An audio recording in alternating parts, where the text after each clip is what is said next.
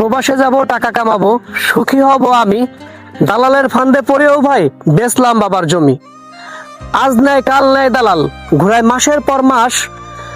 কিস্তির টাকা দিতে পারছি না আমি, খেলাম বুঝি বাস। প্রবাসে এলেই লাখ টাকায় করবো না কি মাসে, বিদেশে এনেই দালাল এখন নাইকো আমার পাশে। অনেক প্রবাসী কষ্টে আছে প্রবাস জীবনে, বাংলাদেশের সিস্টেমই খারাপ রাখিবেন স্মরণে।